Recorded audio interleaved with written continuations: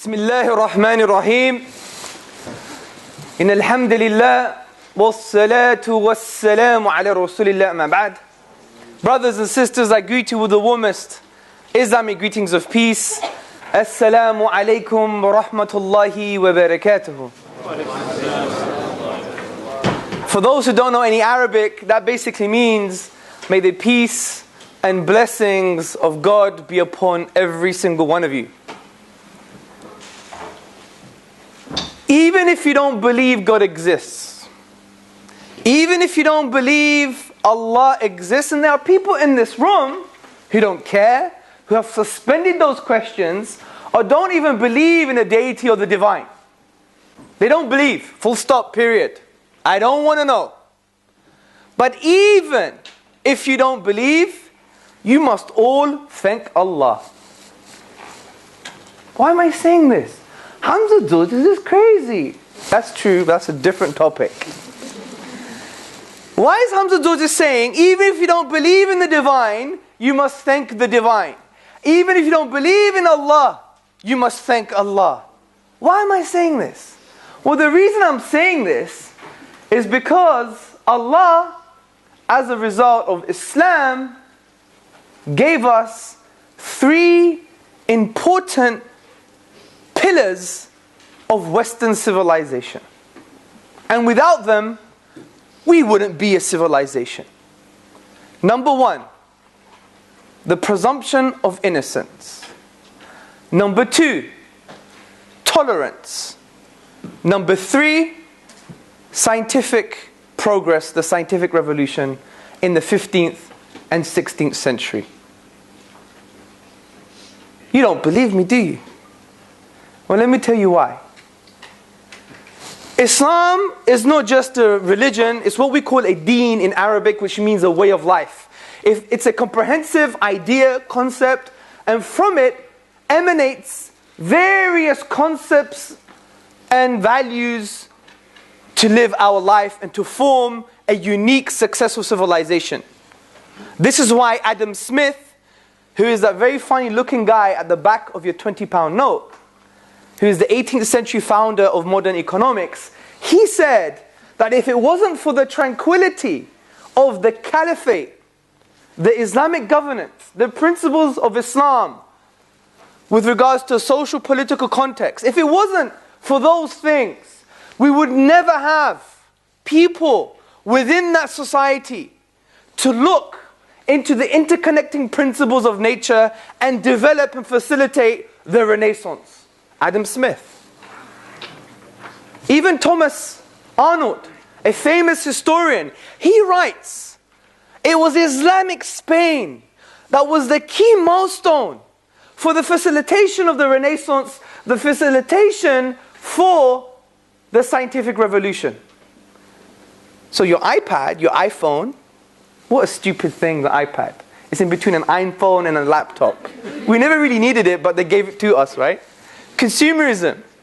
That's what consumerism is. It says you have too many needs, and we know which needs they are, and by the way, we have a product for you. That's consumerism. Anyway, different topic. But the point is, brothers, sisters, and friends, Islam facilitated the Renaissance because of Islamic Spain, as per the words of Professor Thomas Arnold. Islamic Spain, when it was taken over by the Christians, particularly Toledo, many of the Western scholars, they traveled to Islamic Spain, or what was Islamic Spain, and what did they find? They found libraries, they found literature, they found analytic material, they found scholarship, which resulted from the social, political principles that Islam taught its rulers, so they can apply within that environment, so they could produce these works. And we have, for instance, Adelaide of Bath and Daniel of Morley, two amazing English scholars, of which traveled to Toledo, took the Arabic manuscripts that came as a result of the Islamic principles to develop that amazing environment for the cultivation of the sciences, and they took it back to England. And what did they form, people? Oxford University. Your first choice, by the way.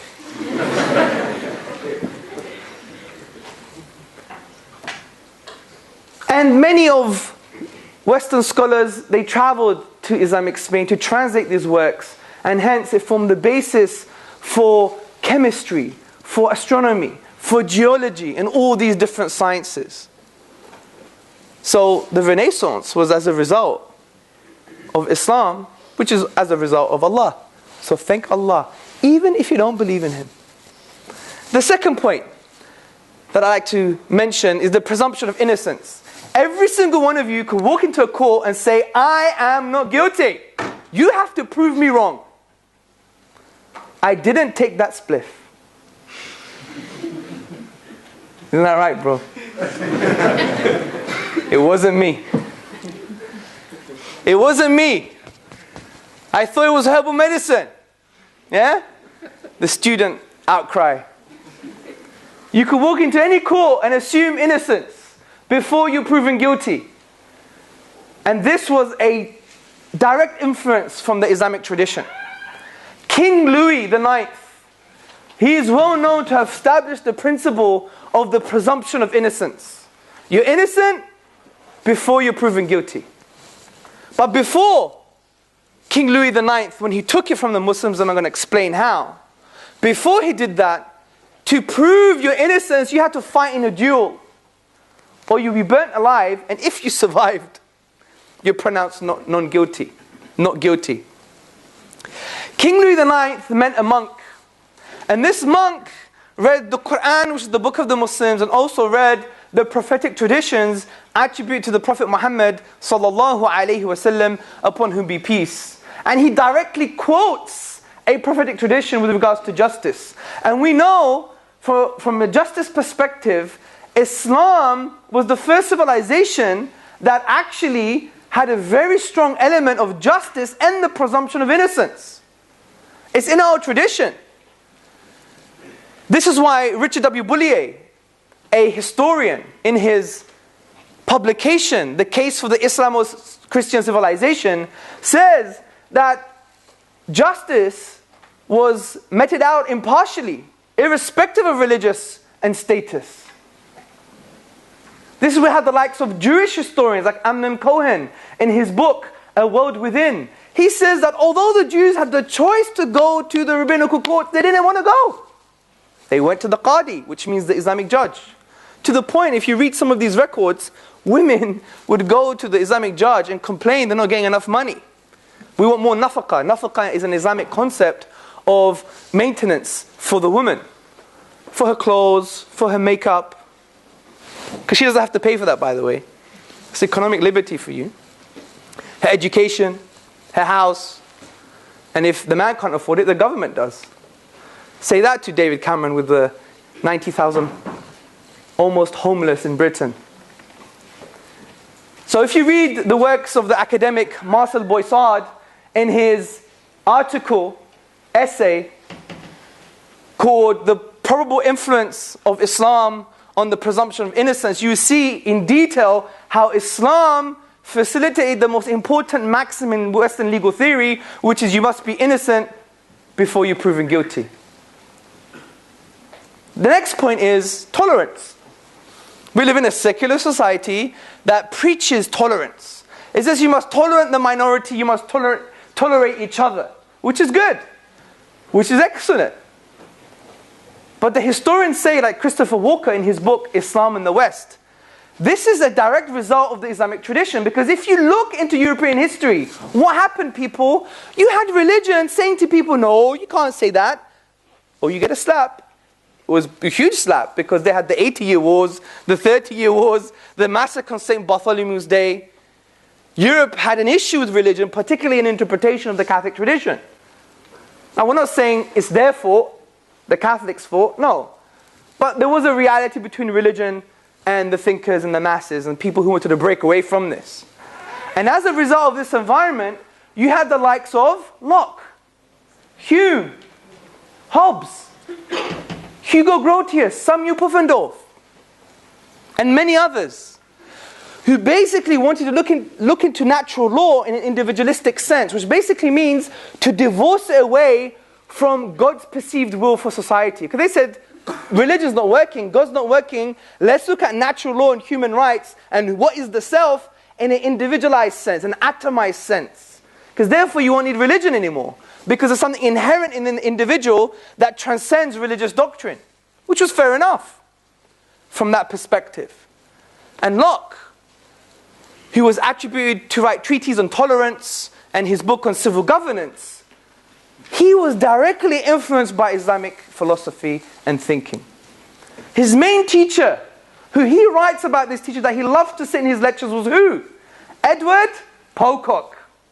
Edward Pocock was the 17th century Orientalist. He was called the Orientalist, the first Orientalist. And he traveled to places like the East and took the Islamic manuscripts, and he was the lecturer of Islamic studies at Oxford University. And John Locke would sit at his lectures and learn and acquire knowledge, especially on concepts of tolerance. And that's amazing. Now, if you read John Locke's work on civil governance, he mentions that leadership is a divine trust, a vicegerency. What does that mean in the Islamic tradition? The khilafah, the sultanate, directly almost taken from Islamic theology. So, I like to mention this because it breaks the ice, has nothing to do with the topic, of course.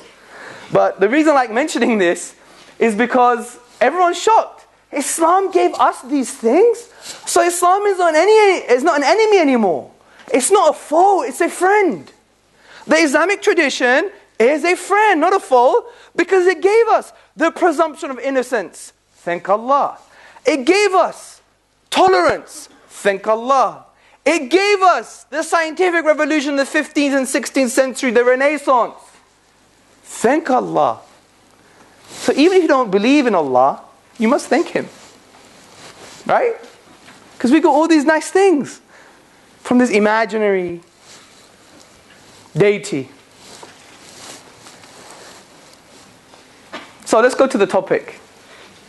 I just came back from an amazing trip, relatively just, came back from an amazing trip in Pakistan. Or as my son says, Pasikan. Papa, you were Pasikan, you're Pasikan. So yes, I went to Pasikan. So in my trip in Pasikan, I had an amazing journey, 2 weeks of, I can't describe, it was very spiritual, it was amazing. I connected with human beings in a way that I've never connected before. And I connected with my own stomach in ways I never connected before.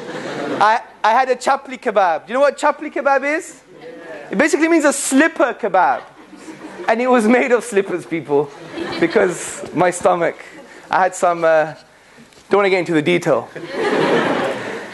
So, the main point I'm trying to say is that as a result, I learned about Pakistani culture, from a philosophical perspective. And they have an amazing man in their history called Dr. Muhammad Iqbal, also known as the poet of the East, Allama Iqbal.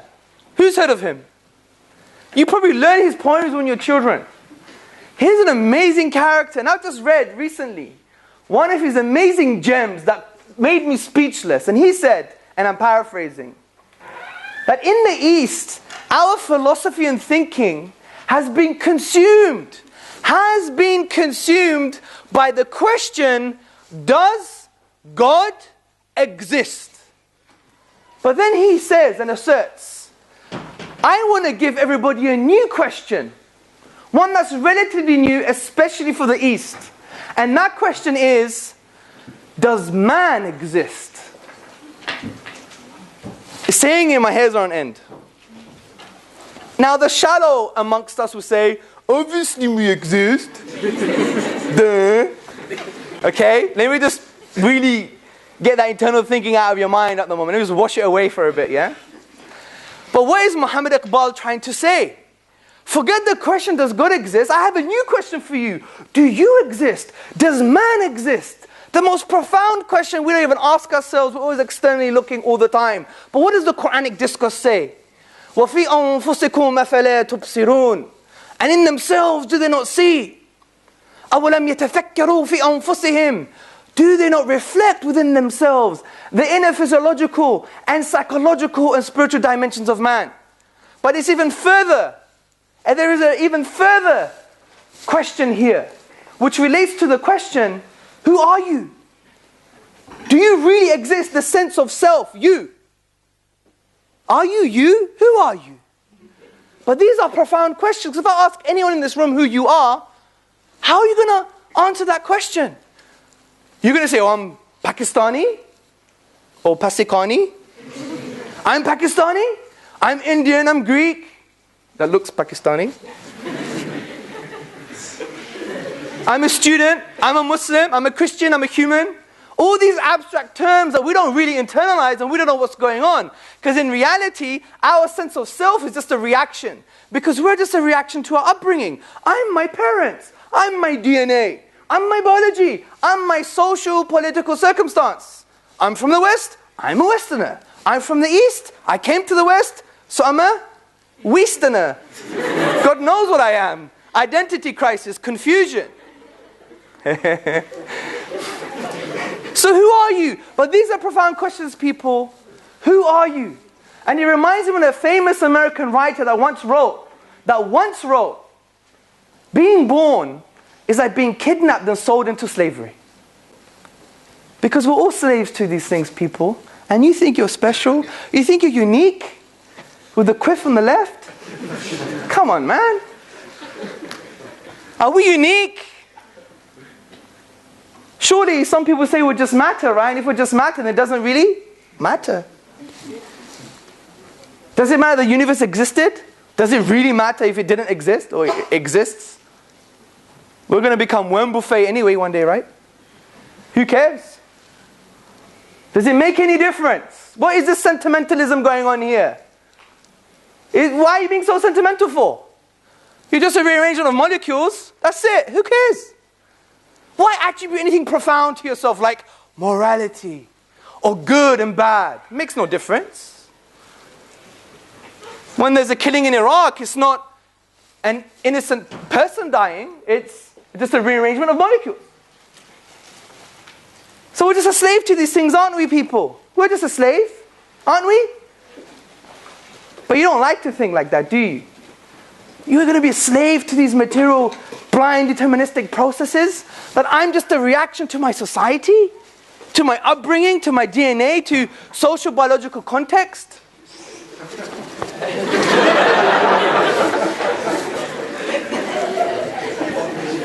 This guy is going to lead England one day. Because he must have such bravery to walk past me like that in the middle of my lecture. With his hood on.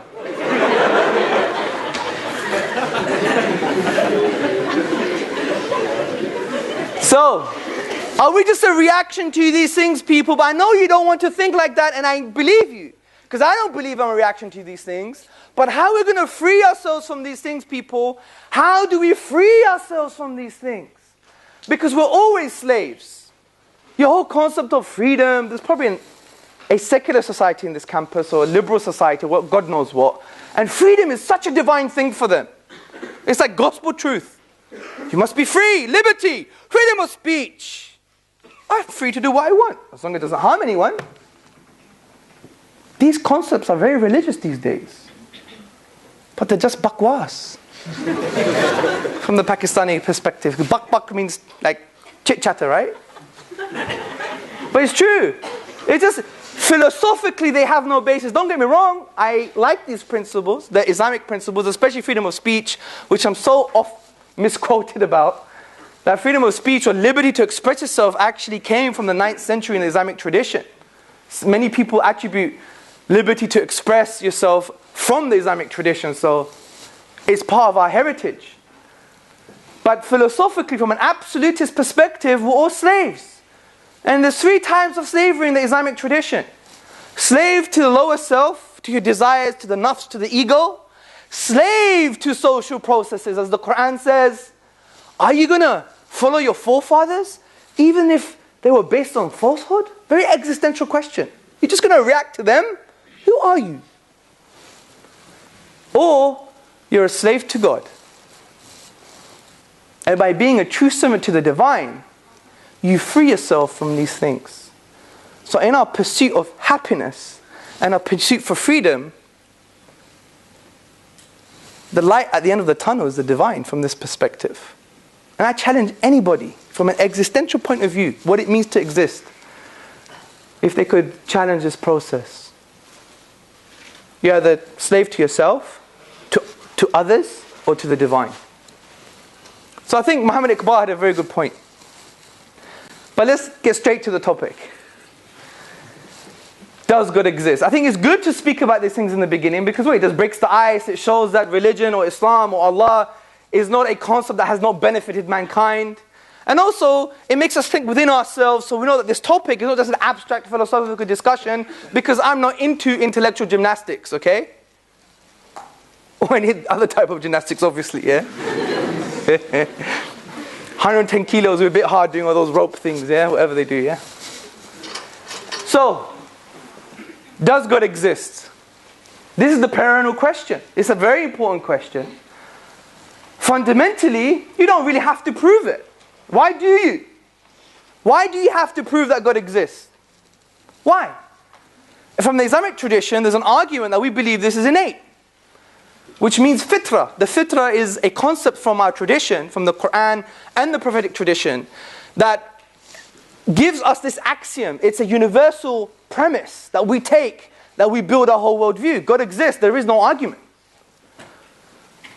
And this is what you call in philosophy as a properly basic belief. A belief that is required to shape all other beliefs.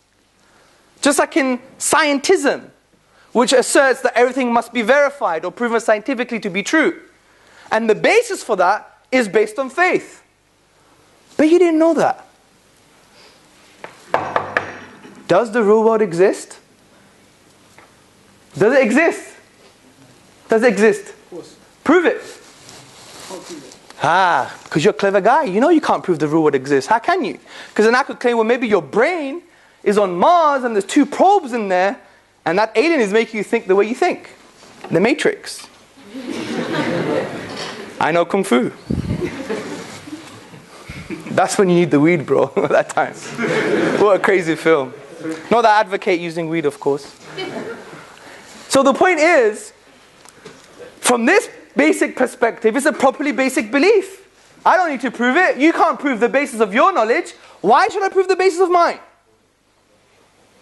But I'm going to show you some evidence anyway. But I like to start this way because it creates an interesting paradigm. Because people always think that the religious people have to be on the back foot. We have all the proving to do. Well, you prove your basis of your perspective. Everything needs an axiom. Everything requires a universal principle that you can't prove, but you require to build the rest of your worldview. That's philosophy for you. But Richard Dawkins doesn't want you to think philosophically. I was in Ireland a few months ago, well actually last year, and I attended the World Atheist Convention. And someone asked him a question, Richard Dawkins, and said, "Professor, shall I study the philosophy of science?" And he said, "No, just do the science." Then I asked him a question, I interviewed him and said, "Richard Dawkins, thank you very much for your presentation. I would like to ask you a question. Why did you tell people not to study the philosophy of science?" He didn't really reply. And I think I know why, because as a result of reading something small about the philosophy of science, you see that it's not the gospel truth anymore. Because Richard Dawkins advocates a particular view on science, his epistemological thesis, which basically means his view on how we can attain knowledge is the following. You must prove everything scientifically. Everything that you must believe in must be proven scientifically. Well, let's analyze that. The statement itself is self-annihilating, self-defeating. Because the statement, everything that you need to believe in must be proven scientifically, can't be proven scientifically. So it kills itself from the onset. It shoots itself in the foot. Bang! Also, scientism requires logically necessary truths like mathematics. 1 plus 1 is equal to 2. These are logically necessary that don't require affirmation in the empirical world. And scientism requires mathematics and logically necessary truths before you can even have science in the first place. To argue the other way around is like shooting yourself in the foot, or rather a dog trying to catch his tail. So scientism has a limited scope, people. It's not the only way to knowledge. Don't let people, the white coats, the new religion I call them, the white coats. And they're not all like that, only the very extreme. But don't let the new white coats blind your mind and stop your conceptual thinking, thinking this is the only way to truth. Because it's not true even philosophically. Also, scientism can't prove morality. Although there has been an attempt by one of the four horsemen, the atheist, Sam Harris, in his book, The Moral Landscape. And he said, science can prove morality. And we call it well-being. And he calls it the peaks and the troughs of well-being. And on the peaks, you have people who have well-being. And on the troughs, you have people who don't have any well-being. And there you go, science can prove morality. Well, he's done a big mistake, which he mentions as well at the end of his book. That he's conflating well-being with morality. Because someone who has well-being can also be immoral, like a thief or a pedophile. So his philosophy breaks down. Also, on a more humorous level, it doesn't work practically. Imagine going to your wife, imagine she's Pakistani, you've learned some Urdu, and you say to her, Meri Jaan, my life, Sonu, my darling, yeah? I love you. And she gives you a slap. Wake up, beta. There's only chemicals in your brain, yaar. Yeah? Imagine that. Imagine we reduce everything and we're trying to verify it from a scientism perspective. It doesn't make sense. It's a sentimentalism. Why add these things? You're just being sentimental. Grow up. You're just A plus B, therefore C. Get lost. That's why Nietzsche, he was, for me, a very true atheist. I take my hat off for him. I do. I honor him from that perspective because he was honest. Because he knew the logical consequence of not having the divine. Read his works, they're fascinating. So, scientism. We've discussed that. Now let's go to the argument for the existence of God. One of the biggest questions in Western and Eastern philosophies, does God exist? For example, a question referring to this from the British philosopher Derek Parfit, he said, we should ask the question, why does something exist rather than nothing? Also, you had the German polymath Leibniz. He said, the first question that must be asked and answered is, why does something exist rather than nothing? Why are we here? What is the structure of the universe? How did it become to be? Why? And these are profound questions. Typically, in response to this, atheists have asserted, especially Bertrand Russell, in a radio program in the 1960s, he's almost like the godfather of modern atheism, from a philosophical perspective. He said, the universe is a brute fact. It's just there. It's just there, people. It's a brute fact. Didn't begin, won't end. It's just this, in your face. So don't even think about it. He even added, to think about it will get you depressed. Just live your life in this self-delusional way. Now, if we reflect upon this conclusion, I would argue that it is irrational. Why? Because if the universe never had a beginning and never had an end, it implies that the past is infinite. Think about it. If there is no beginning, no end, it implies the past is infinite. That the universe has an infinite history of past events. Think about this carefully. The universe has an infinite history of past events. But I want to ask you a question. Can the infinite exist in the real world? Can it exist?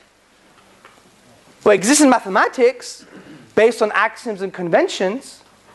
It may exist because we think the divine is an infinite, but that type of infinite is the qualitative infinite, not the infinite of discrete parts.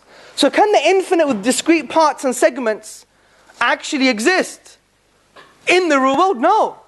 This is why the philosophers say there is no ontological export, there's no export of the concept into the real world. Let me give you an example. Say we had an infinite number of bottles in this room. If I take 5 bottles away, how many bottles do I have left? Infinity, infinity minus 5. I don't know what the hell's going on.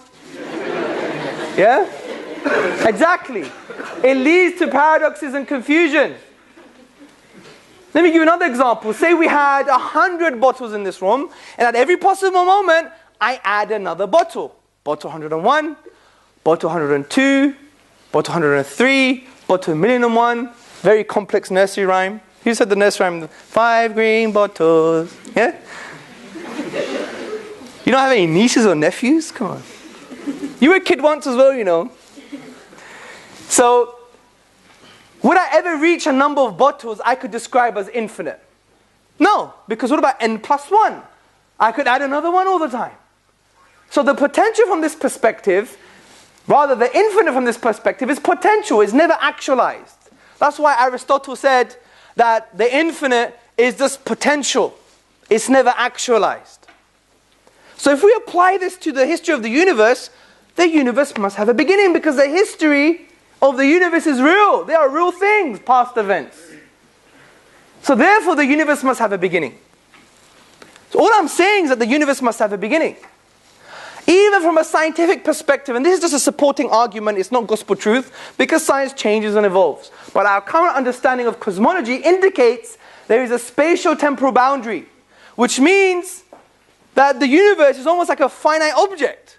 It began to exist. T is equal to 0. Time is equal to 0.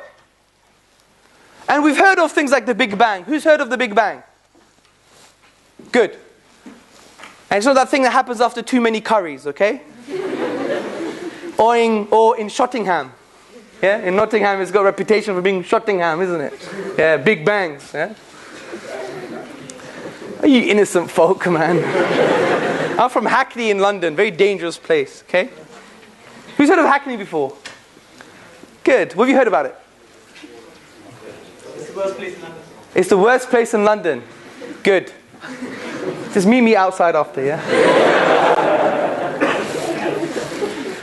So, the Big Bang Theory, or its various interpretations such as the oscillating model, the quantum fluctuation model, and others. I don't want to baffle you with technicalities here. But these models all necessitate beginning in time due to concepts like the second law of thermodynamics, for instance, a-causal fine-tuning, metastability, and all these other things that we could discuss in the Q&A. But the point is, from an astrophysical perspective, there's a beginning in time. This is why one of the leading theoretical cosmologists, Alexander Vilenkin, in 2006, he said we can't run away from a beginning of the universe now.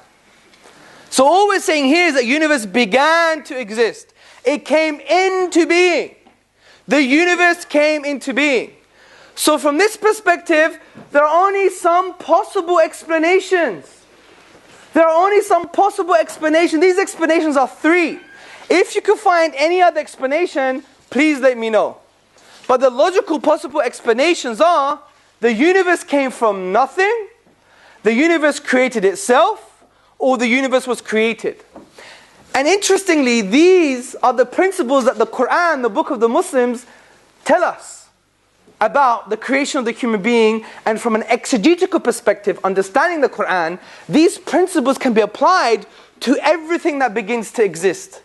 Everything that comes into creation. So the universe began to exist, which we've shown philosophically and scientifically. It began to exist.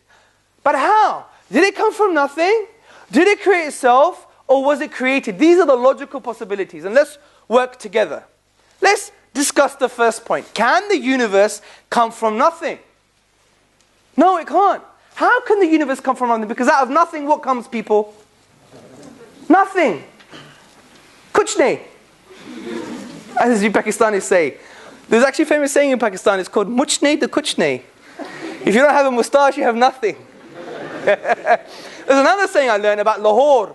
It's a big city in Pakistan, and they say, if you've never been to Lahore, you've never been born. But why did I go there and I felt like dying? Crazy place. There is no sense of traffic in that country. Every car looks like it's been hammered by a big guy with a sledgehammer. Because we had about 4 accidents. Some guy's knee nearly went left field. Yeah, honestly, it was crazy on a motorbike. Anyway, this is my experiences of my Pakistan trip. Out of nothing, nothing comes. This is why P.J. Swart, in his publication about time, said, if there is anything that we can find inconceivable, people, is that something could arise from nothing. And that's so true. But there is a contention to this. Some physicists say, no, you can have things coming out of nothing. And they talk about the quantum vacuum. They say particles emerge from the quantum vacuum out of nothing. But there's a problem with language here. We're saying the universe began to exist. So matter, the sum of matter, all mass, came into being. From where? There was no mass preceding it. So it's absolutely nothing. But the quantum physicists are saying the quantum field, which is not nothing, it's something. Because the quantum field has a rich structure, it's a sea of fluctuating energy, and it obeys the laws of the universe. This is why the Christian philosopher of science, John Polkinghorne, he says the universe is not nothing, it's actually something. It has this rich structure. So that contention is not a valid contention. So the next point, since we know out of nothing, nothing comes. For instance, if I had a box with nothing in it, then all of a sudden I gave you a teddy bear, you'd be like, that's impossible. You did a trick. This is why when we watch magic tricks and we see things coming... Another brave man in the audience, yeah? We see things coming from a hat, like a rabbit or a bunch of flowers, we know it's just a trick. So something cannot come from nothing. The second option, can it create itself? Can the universe create itself? Can it create itself, brother? Why? Q. Why, brother? You no idea. Who knows?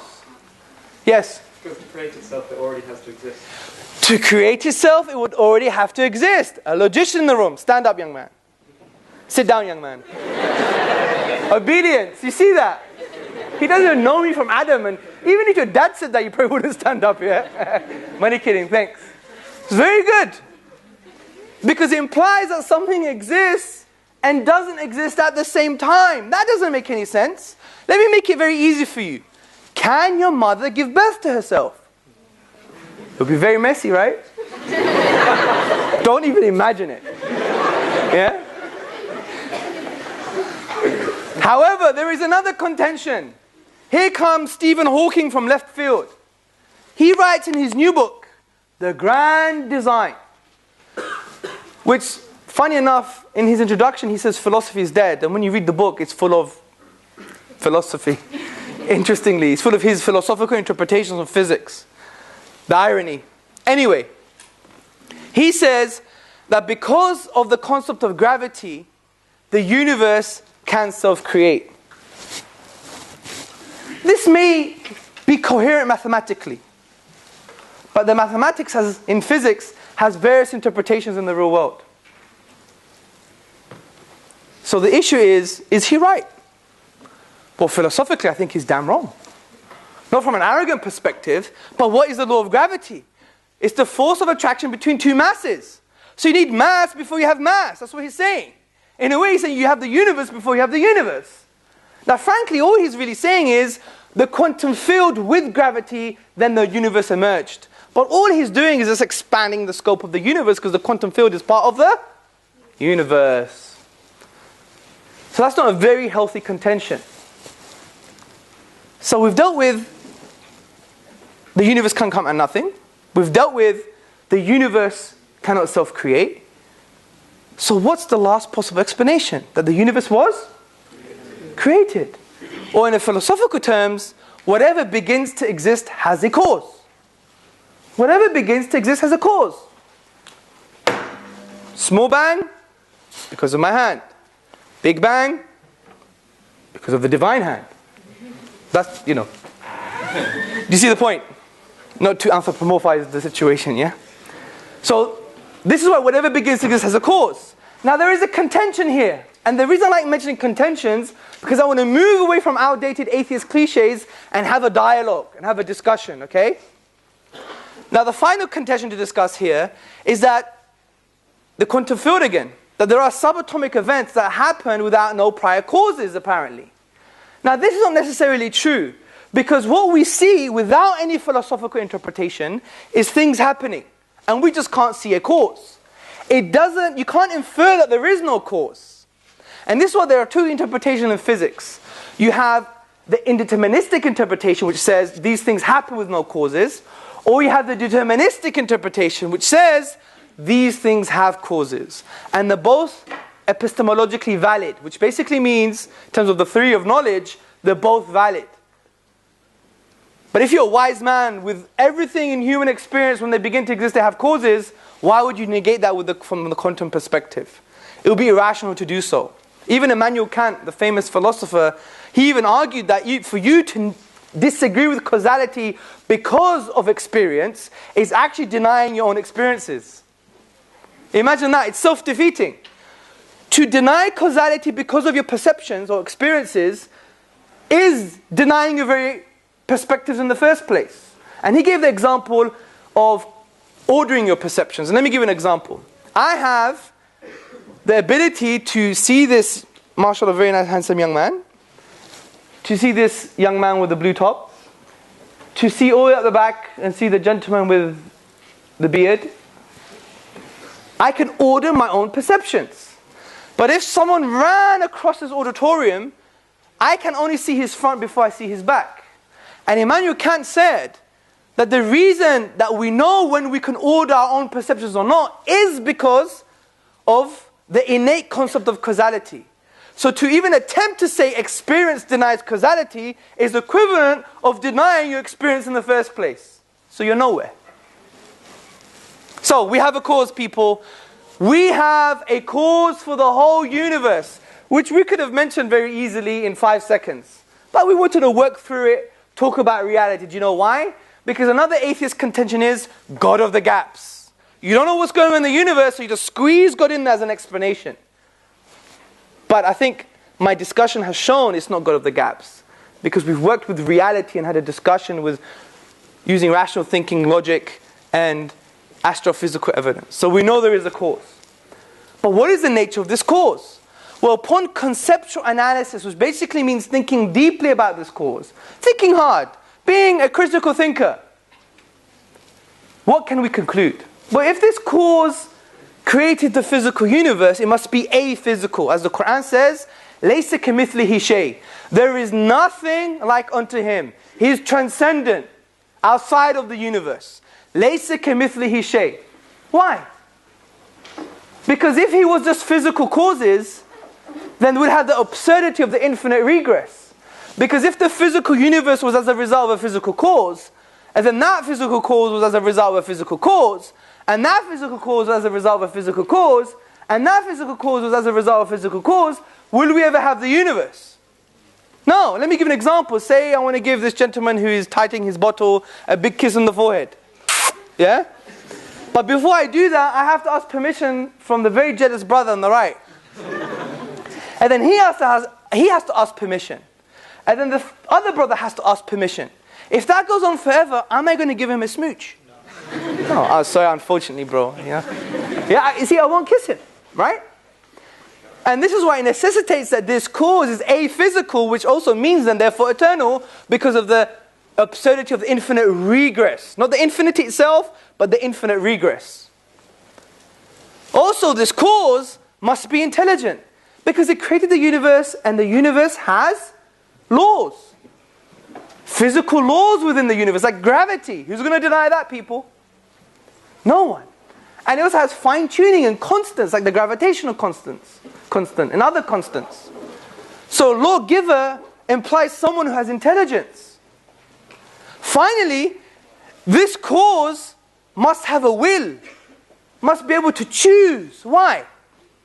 Because if it's eternal, and it brought into existence the universe, think about this, people. If this cause is eternal, and it brought into existence the universe which is finite, it must have chosen the universe to come into existence. Because physical causes always exist with their effect. Like 100 degrees and boiling water. It's 100 degrees and all of a sudden it's boiling water. But since we've established this cause is eternal and the effect is finite, must have chosen the universe to come into existence. So what have we done? We've just explained what the Quran explained 1400 years ago in the 112th chapter. أعوذ بالله من الشيطان الرجيم بسم الله الرحمن الرحيم قل هو الله أحد الله الصمد لم يلد ولم يولد ولم يكن له كفوا أحد. Say, He is God. He is uniquely one. He is eternal. He begets not, nor was He begotten. There is nothing like unto Him. He is divine. He is eternal. He has a will, which is implied in this verse, in this chapter. And also, He is intelligent, which is also implied in this chapter. So look what we've done. Just by using basic logic, using our minds, universe began to exist. It either came from nothing, it created itself, or it was created. Then thinking a little bit deeply about some of the basic attributes of this creator, you come to the conclusion that we have good reasons to believe that the divine exists. Simples. Right? Wasn't that hard, was it? We could just summarize it again. We could do it in a few seconds. Universe began to exist. Did it come from nothing? No. Did it create itself? No. Must have been created. There you go. The biggest question of humanity has been solved in a few seconds. But that's what Muslims believe. It's such an innate concept. You don't have to do all this philosophy and gymnastics. I do this purposely because, I don't know, you're students. You like hearing people who think they know something, yeah? Or for the people who really want to have more deep thought about this perspective. But in reality, it's so intuitive, it's so real, it's slapping you in the face. Now, I don't want to be an abstract philosopher and have intellectual gymnastics. I want to give you one more argument in the final 10 minutes on why I believe God exists based upon the miraculous nature of the Quranic discourse. How can a book prove the divine? Well, the book can prove the divine from this perspective is because we can't find naturalistic explanation for the Quranic discourse. Impossible. We can't find a logical, natural explanation for the emergence of this book. And let me start by giving you a note, an understanding about the Quran. The Quran, according to Eastern and Western scholarship, has been described as an intrusive text. It wants to engage and impose itself on the inner dimensions of man, with his aqliyah, his aql, his intellect, with his nafsiyah, with his internal disposition. It wants to impose itself, yes, this book, but in a positive way, people. And the way it does it in a positive way is by asking you profound questions. Asking you profound questions about man, life, and the universe. أَفَلَا يَنْظُرُونَ إِلَى الْإِبِلِ كَيْفَ خُلِقَتْ. Have you not seen the camel and how it was created? And as I mentioned before, وَفِي أَنفُسِكُمْ أَفَلَا تُبْصِرُونَ. And in themselves do they not see? وَكَذَلِكَ نُفَصِّلُ الْآيَاتِ لِقَوْمٍ يَتَفَكَّرُونَ. And thus do we explain our signs and evidences in detail for those who reflect.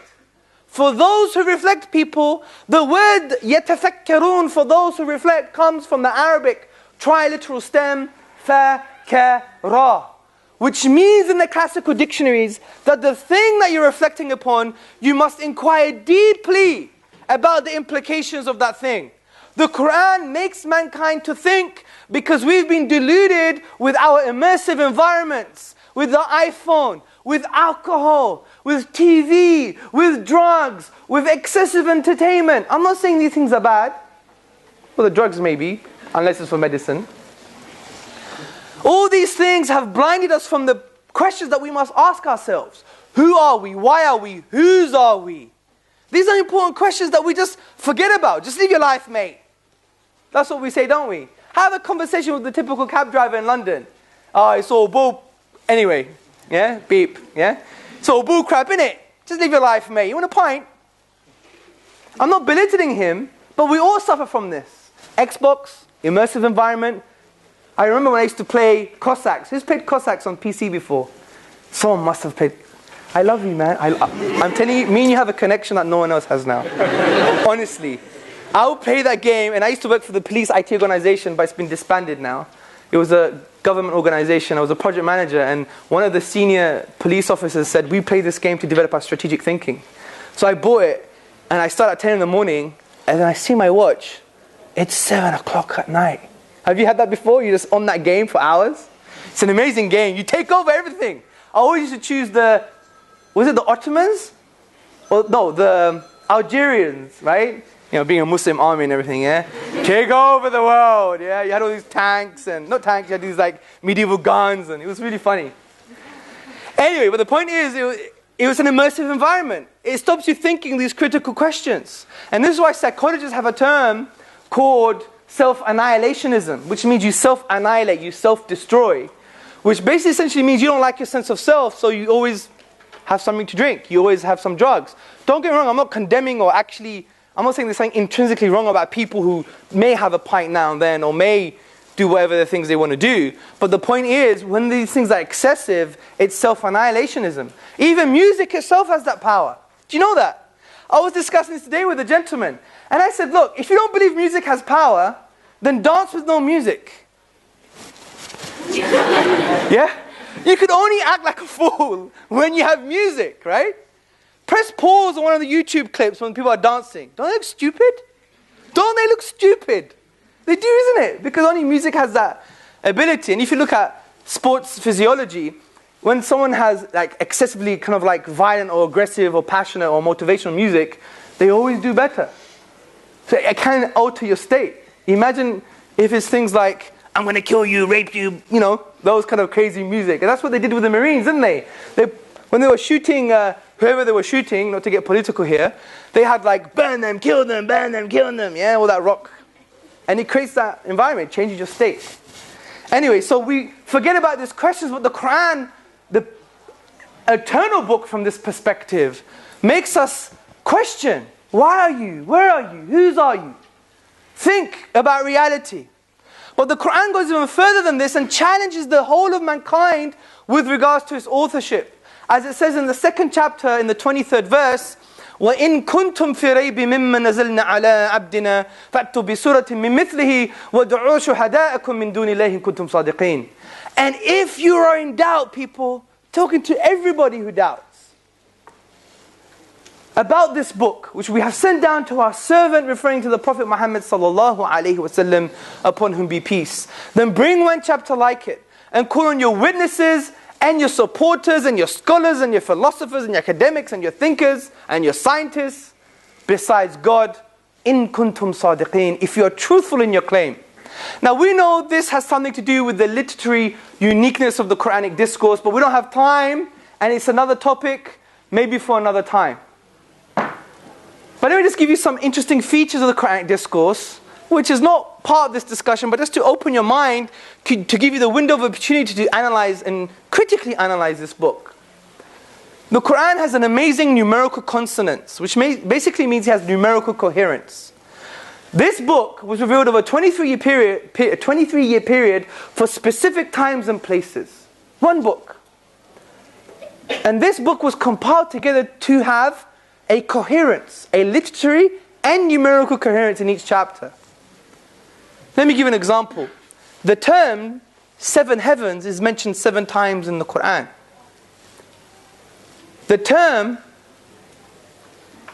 dunya, the world, and akhirah, the hereafter, are mentioned the same times. Surah Baqarah, the second chapter of the Quran, is 286 verses and was revealed over a 9-year period for specific times and places, but brought together as a coherent piece. It's literally coherent from the perspective, if you read the book Discovering the Quran, A Contemporary Approach to a Veiled Text, Professor Neil Robertson, he goes verse by verse of the second chapter and links every verse rationally. Even if they're different themes, he links them together. It's a rationally coherent literary piece, although revealed over a 9-year period for different times and places. What does it say about the author? Must have knew the future. But from a numerical perspective, cut the chapter in half. Wow! Yeah? And then you have the 143rd verse. And within that verse, what word do you find? Middle. Chop it in the middle, you find the word middle. In the 3rd chapter, the Quran mentions the likeness of Jesus in the sight of God, Allah, is like the likeness of Adam. They're both mentioned 25 times each in the Quran. And up to this verse, they're both mentioned 7 times. Let me not make an inference for you. But if it was revealed over a 23-year period for specific times and places and has this numerical coherence, that should make you think. Also, the Quranic discourse, as I just mentioned before, is a literary unique piece. The Quranic discourse, although it has aesthetic reception, it's amazing, but I don't want to talk about that because it can be seen as subjective. But the structural features of the Arabic and the Quranic discourse de-scope the Arabic language. Because in the Arabic tradition, when you express yourself, you could always just express yourself in prose or poetry. And prose has 2 subcategories, generally. These subcategories are saja', rhyme prose, mursal, straightforward speech. Poetry has to be in accordance with 16 rhythmical patterns called the al-bihar. The word bahar coming from the word sea. So it's like the waves on the sea. And these 16 rhythmical patterns make up Arabic poetry. The Quranic discourse doesn't belong to any of these categories. But everyone, any source text producer, human being speaking Arabic, writing Arabic, always falls into one of these known categories. But the Quran de-scopes the Arabic language for various technical reasons. And you can find these reasons out on the website, theinimitablequran.com. Or, for more popular perspective on the eloquence of the Quran, go to albayyina.com from an amazing individual called Sheikh Numan Ali Khan. This is why A.J. Aubrey, the famous British translator of the Quran, and his Quran is still used by academics today. He said the Quran is a unique fusion of prose and poetry.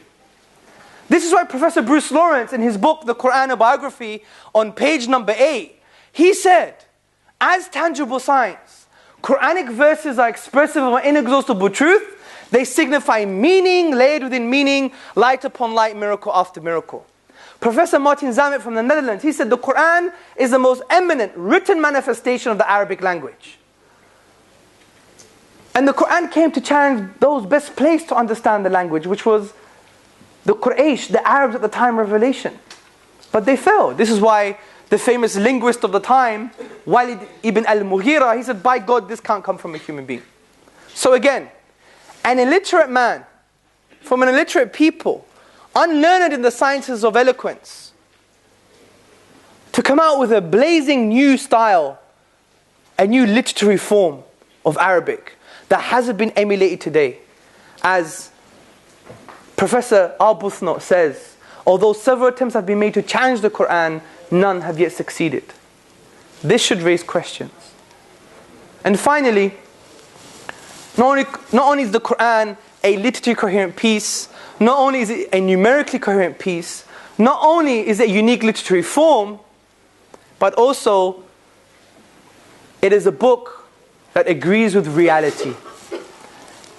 The words of Sheikh or Professor Mohar Ali in his book, The Quran of the Orientalists and the Orientalists, he makes an amazing point. And he says, the Quran is not contingent on a 7th century worldview on the understanding of reality. Now don't get me wrong, I don't agree with some of the Muslim apologist view that the Quran predates science, because it doesn't. How could it? Because you're always going to do a backward interpretation. Logically, it doesn't make sense. I disagree with that fundamentally. And also, it assumes that scientism is the only way, epistemologically, science is the only way to form conclusions about your life, and we've discussed this already. I'm talking about reality here, established fact. Why is the Quran not reflective on 7th century Arabia? It's not a reflection of 7th century Arabia. It actually reflects reality. And one way to establish this is actually the sequence of the developing human embryo, which can be found in Surah Mu'minun, verses 12 to 15, chapter 23, verses 12 to 15. And the Quran mentions certain keywords. And the keywords are nutfa, qararin makin, alaqa, mudgha, idham, lahma. And let me quickly, we don't have much time, and maybe another day, another topic. But the word nutfa from the Arabic perspective is something that is mixed when we refer to other verses, that the nutfa is a mixed substance. And grammatically, it points to the view that it's a single substance made from two other single substances.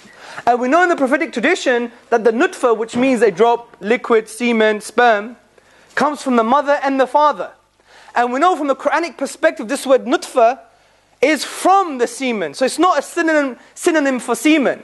As we see, the Quran says, nutfatin min maniyyin. The nutfa, the drop, is from the semen. And also we have another Quranic verse that says, sulala. It's an extract of a fluid. So, which means something particular about this drop that is essential. So this was the first time in human understanding. And the classical scholars had this view. The first time in human understanding when we understood a concept that resembles the sperm that's contained in the liquid called semen. The Western world only had this understanding in the 17th century. So nutfa is a mixed substance from the male and the female, which are extracts of a particular substance. So the egg and the sperm, which come together to form the zygote. And the zygote then develops further with an outer shell, and you have the blastocyst. And the blastocyst, where does it go, people, after 6 or 7 days after fertilization? Who's a medic here? Apart from my good friend. You're a medic. Where does the blastocyst go, sister? Fertilization, implantation, right? And it sinks into the uterine wall. And it sinks deeper and deeper. And there is a fibrin clot over it, right? And it's secure. This is in line with the words qararin makin, which means to place firmly, to fix firmly. Then after, from this stage, you have alaqa. Alaqa in the Arabic language, according to Lisan al-Arab, which is an Arabic text, classical Arabic text, and Edward Lane's lexicon, which is an academic text for Arabic. Alaqa means something that's hanging or suspended. It means a leech-like substance. Or it means something sticky that could cling. Now let's take these meanings. John Allen and Beverly Kramer, in the book which I believe is an introduction to human embryology, and Ram Sharma and many others, modern embryologists, they say that the embryo is connected to what? The connecting stalk. And these very embryologists use the word hanging and suspended. The role of the connecting stalk is to hang and suspend the embryo. What does alaqa mean? Hang and suspend. Also, we have the alaqa to mean a worm or a leech-like substance. If you go to around day 20 to 25, you have two processes happening. These processes are called neurulation and the folding of the embryo. You have the neural folds and you have longitudinal folding where the head and the toe are brought together closer. The combination of these two processes makes it look like a leech. The embryologists call it a cylindrical structure, but other embryologists have called it, and hear this, they've said worm, or they've said leech. They've said these things independently. Switch off your phone, or you get a big tar, as they say in Pakistan, yeah? There's a Punjabi saying, it's called Sonyana di tuk tuk, lahar di tar, which basically means the goldsmith goes tap, tap, tap, and the blacksmith goes tar, yeah? I'm only kidding though, yeah? I won't do that. So, it looks like a leech. And from the alaqa you have a mudgha. Mudgha means, according to the classical dictionaries and Lane's lexicon, something that's a chewed piece of meat, a morsel of flesh, something which the teeth have left marks on it. I'm telling you, go to the stage, go to the photos, the scansions, the graphs, when the somite formation, and then they go and travel to the notochord, and they form sclerotomes. What does it look like? Something's bitten something. Yeah? Buy anything. Meat, date, chewing gum, your skin, whatever you want. If you're Tyson, someone else's ear. Yeah? Do you remember Tyson, yeah? Whatever. It would look like something that's been bitten. Mudgha. And also, the Quran also affirms elsewhere that the word mudgha is something that's been formed and unformed, which can refer to the organogenetic period. And at this stage, which is about 5 weeks or 4 weeks, that the organs have started to develop but are not fully yet formed. And after the mudghah you have idham. Idham basically means bones, or specifically limb bones. And we have the formation of the limb bones, the cartilaginous models of the bones. After that, what happens? Lahma. Fakasona, which means, and then we clothe the idham, the bones, with lahma. It doesn't say then we created the muscles over the bones. It says then we clothe the bones with flesh. Now the myoblasts, which are the precursor cells for muscle formation, they migrate distally. Clothing, to encase, to clothe. The word fakasona means to clothe, to encase, to cover. They migrate distally and they aggregate over the bones to form muscles. Now someone says, why does it mention lahma, muscle? Why does it mention meat? Because lahma actually means meat, not muscle. And why does it mention the Arabic word adlat, which means muscle? Because according to John Allen and Beverly Kramer, the embryologists, they say, well, it's not only muscle that forms at this stage, it's also other connective tissue like tendons. And meat encompasses not only muscle, but if you have a good shawarma, you'd have tendons in there too. So, this is a very brief 101 on embryology, but look, it agrees with reality. The only claim against the Quranic narrative is, you copied the Greeks, Galen, Aristotle. Well, let's go to Galen and Aristotle. I had to do that in the original Greek, by the way. I went to Galen. What does he mention? He mentions the word spermados. Spermados in the Greek language, at the 2nd century understanding, actually meant just the physical fluid, nothing specific from it. But the word nutfa is something that's an extract, as we said. It's a singular substance. It's from the semen, not the semen itself. So from this onset, the two words don't marry. Because the Galenic understanding was just the whole semen in general. But the Quranic understanding is nutfa. And semen in Arabic is not nutfa, it's mani or maniyin. This is why we have all the prophetic traditions, like Bukhari, Ibn Majah, Muslim, etc. The collections of these prophetic traditions that actually state that Aisha, for instance, or radiallahu anha, the wife of the Prophet Muhammad sallallahu alaihi wasallam, washed the mani or the maniyin from the clothes of the Prophet. Never used the word nutfa. So nutfa is not a synonym for semen, which means spermados in Greek, so the two terms don't even marry.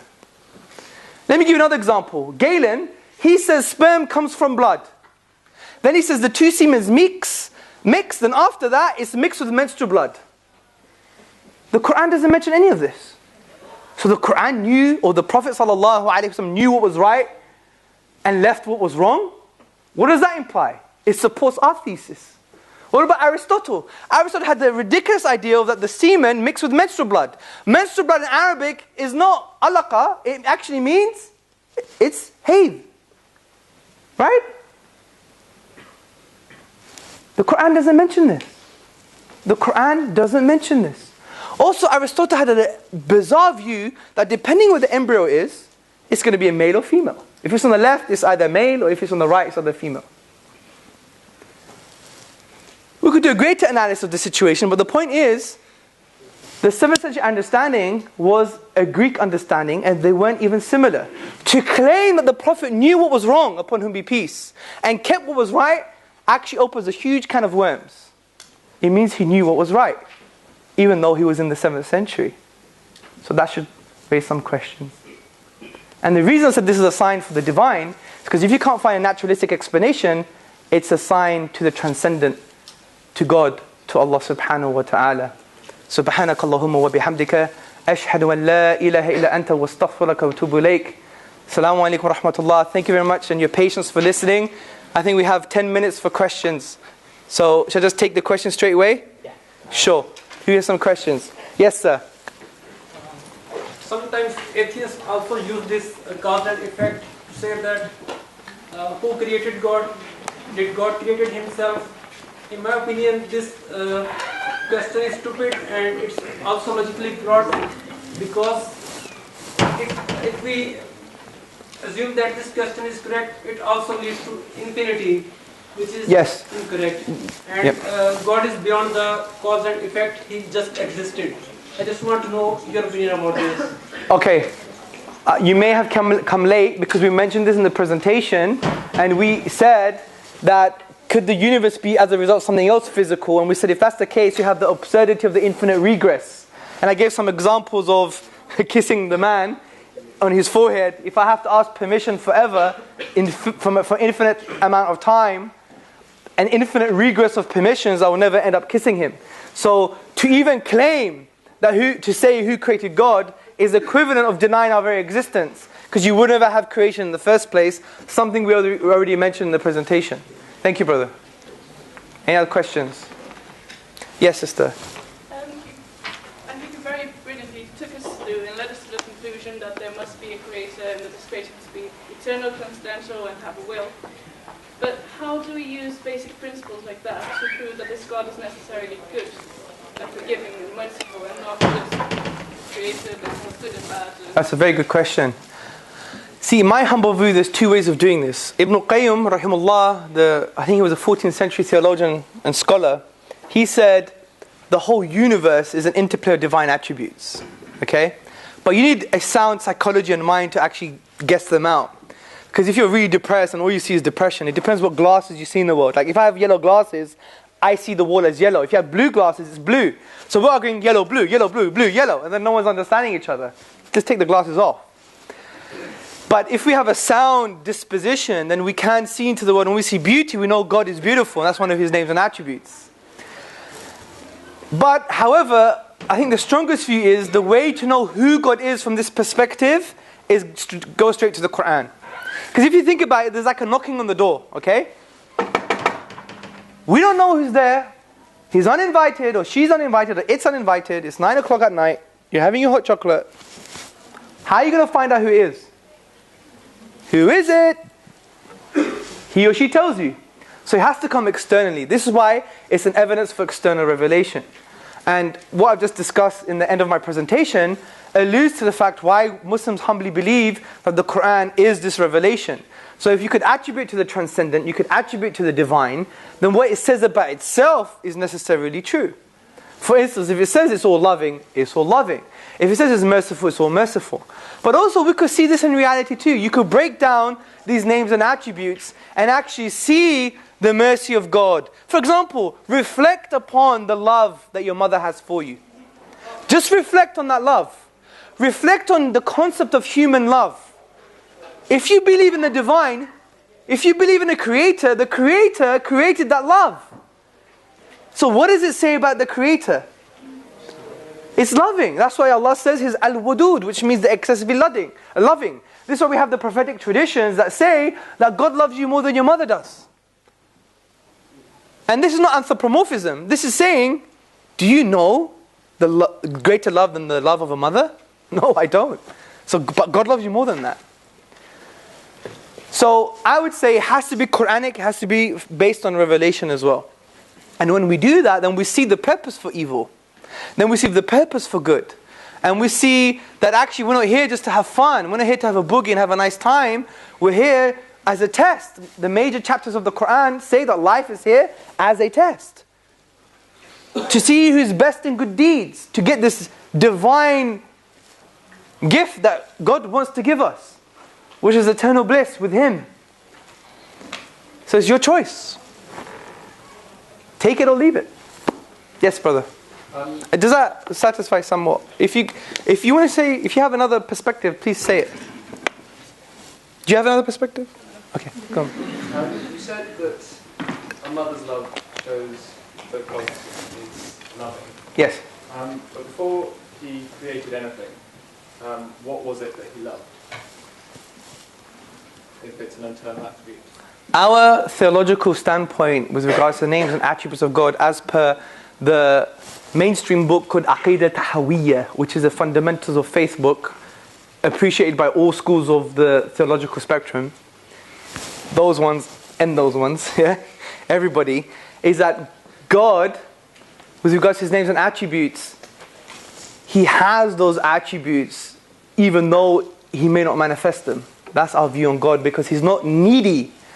For example, if God is loving, He doesn't need something else to show that He's loving. That is what you call an act of dependence. And this is why we have problems with the Christian tradition, because this is I'm not assuming you're a Christian, but it's a Christian argument that if God is loving, then He needed someone to love, which was God Himself again, which was Jesus. So God loved God, right? So He's not necessary then if God is loving God, right? But the point is, that's our view, that's our theological view. I hope that helps. Yes, brother? Well, when we describe the Creator, we always add a lot of superlative words. He's infinite, he's this. And Yes. that. And then we confine him to one particular book. Anyone, Yes. in any religion. And if someone speaks anything out of that, that's a blasphemy. Don't you think the biggest blasphemy is, confining his power, his infinite power to one particular book and just telling whatever is outside that is actually, a blasphemy and is against him.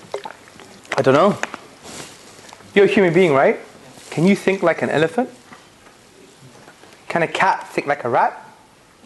Can a dolphin think like a chimpanzee? You don't know how to think. Exactly. You've answered the question. So if I said to you, without his revelation, that you could show it's his revelation, who is God? Don't you think it would be blasphemy to even claim who God is? When you're the finite, he's the infinite. You're the finite mind, he's the infinite mind. The question itself is bizarre. Speak. Do you get the point? No. Okay. You're saying, why do we confine God to a book? Yes. And isn't that blasphemous to say anything outside of that book is blasphemy? I'm saying no. I'm saying you're the blasphemous one. I'm not in a rhetorical sense, yeah? Because the example is, we could never think like God or know God's being, right? Because we're finite, he's infinite. We could just maybe have a limited understanding or comprehension. Just like the cat can't think like the rat, or the elephant can't think like the dolphin, because they're two different paradigms. We're a different paradigm to God, right? So all we could claim is, the humbling position is, if we do find a book that we could attribute to the divine because of its miraculous nature, then the most humbling thing to do, and the most wise and rational thing to do, is to combine yourself with that interpretation. Because you know it's come from the infinite now. Outside of that, it's just your finite mind. And it's just like a cat trying to think like an elephant. Do you see the point, brother? One more question here. Sorry? One more question. But do you get that point? Yeah. Good. That's So a don't yes. say that question.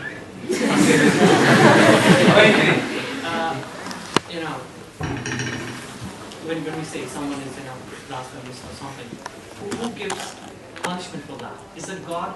No. It's the human being. Someone, the religious leader or anyone just Yes. describe and give the punishment for that. Yes. Now, how do they get, how you can justify that? How can you justify punishment for blasphemy? Yes. Well, how do you justify the punishment for a rapist in this country? What's the justification for it? It's from the perspective of the person who got raped. Is that right? Yeah. So women say 6 months in prison for a man who raped her. Is that what they do in this country? Is that what women say? Do you think any woman in this room would say, someone who raped me, can you get 6 months, please? They would damn say get years if not get tortured to death. Come on, it's not. That's not the way we do law. The reason I asked you a question back is because if you don't understand the way law happens in the first place, you will never understand what I'm going to say to you about Islamic law. Do you see? So do you know how law is formulated in this country? Do you know? Okay, shall I tell you? Who does law here? Okay, can you explain to the brother how you don't explain? Let me philosophically try and explain. Now, when it comes to law generally in secular West, you have a social consensus almost, so you give power to people to allow them to create laws. So it's social consensus. This is why Ken Clark, he announced in Parliament that he wants to lower the crime for rape for about a year, which means 6 months. Okay? A type of rape, that was. So it's based on social consensus. Now, from an Islamic perspective, we say social consensus is philosophically problematic. Because what if you have 20 dumb asses giving you law? The words of Muhammad Iqbal, the poet, that's what he said. And that's what he said. I'm not saying I agree with him, but he made an amazing point about democracy, which resonates with what Plato said in his Republic. Muhammad Iqbal said, I once met a white man that told me about the system of governance called democracy. And democracy is a system of governance where it counts man, it doesn't weigh him. So it was quite profound coming from such a great poet. I'm not saying I agree with him, but the point I'm trying to say is there are philosophical issues with consensus, because 10 years ago there could be a consensus of law that we agree with, and in 20 years' time there will be a consensus of law that we don't agree with. For example, say me being able to get married. In Greece, I have to be around 12 or 13. In Spain, it's 12. In America, some states it's 21, some states it's 18, some states it's 16. In Britain, it's 16. Do you see? So from a human perspective, social consensus is problematic, because what is law? Just based on social consensus? And if social consensus is the basis for law, then in 1940s Germany, we should be killing Jews, because that was the social consensus. But we all think it's wrong, right? Don't we think? We know it's wrong. And the reason we know it's wrong, because we believe our basis for law is the divine, and that's why it's static.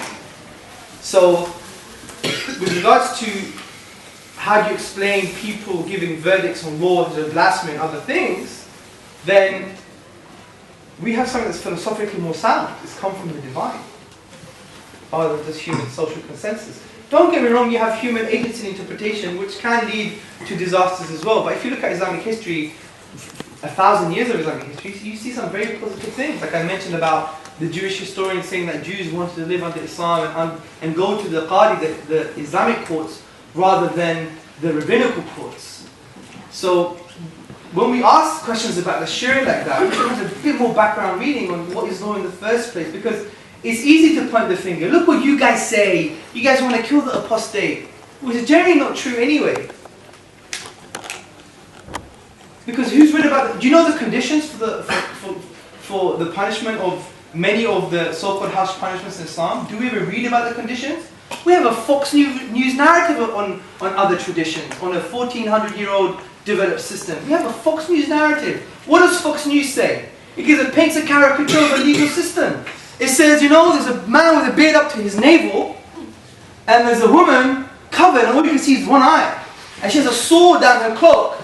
There's a poor white kid running into Tesco's to get a cookie because he's hungry. And the guy with the beard trips him up with his beard, and the woman who's covered up uncloaks herself, gets the sword and says, Allahu Akbar, and cuts his hands. That's the caricature of the things that maybe you've been reading, or that we read. And shame on us. Shame on us. Do you know, I've travelled all across Europe and the world, and when I discuss these issues, intellectuals like professors and academics and activists, they come up with the same trash.